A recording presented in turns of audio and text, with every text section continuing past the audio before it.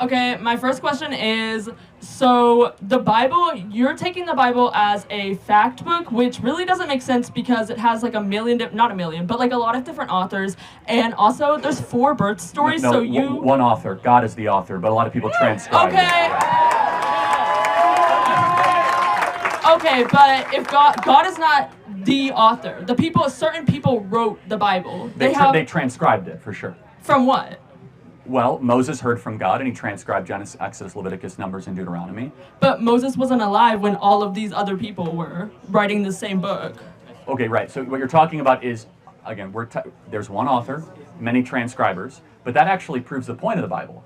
Because if there was only one person that wrote it, then it might have been just kind of one person's opinion. Instead, you have Solomon, who wrote Proverbs and Ecclesiastes, King David, who wrote Psalms, and then you have Matthew, Mark, Luke, and John, and then you have Paul, who wrote 1st and 2nd Corinthians, Romans, and 1st and 2nd Timothy, Titus, and Jude.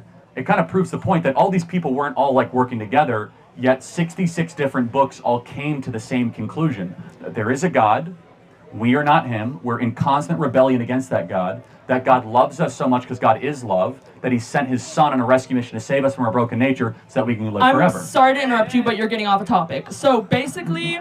Did I get off topic, guys? I don't think I did. Because if... Okay. It's okay.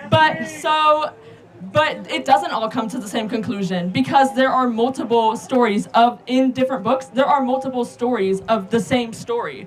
And all of these writers... Like what? You mean like the birth of Jesus? Yes. But they're not contradictory. That's actually what proves the point. They are contradictory. How is the birth of Jesus?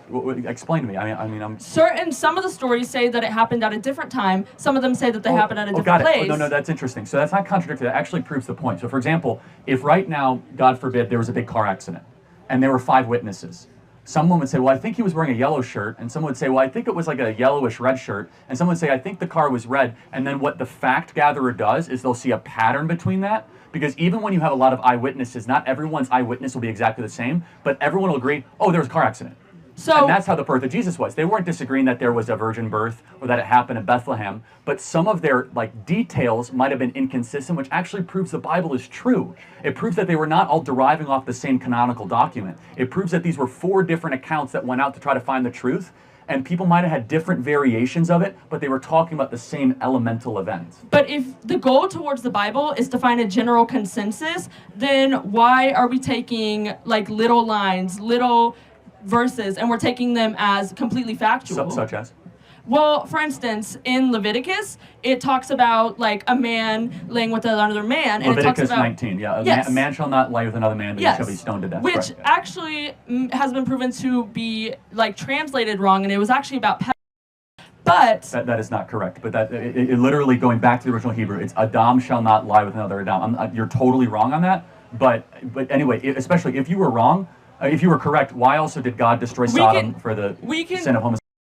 Why is it repeated in Titus and in Jude and 2 Corinthians? But whatever. The point is that you're saying don't cherry pick verses. Is that what you're saying? Yes, but the point still stands where we are taking individual verses and we are putting them towards our core beliefs. Why are we doing that? Because if the goal is to find a general consensus, a lot of these verses do not have that much clear set guidelines that it actually is. You're not making a bad point. We added verses, just so we're clear. In the original scriptures, there were no chapters and there were no verse numbers, okay? So verses were inserted so that we knew what we were talking about. Imagine if you came up here and you said, well, somewhere in Leviticus, I'm able to say Leviticus 19, so we have a reference point.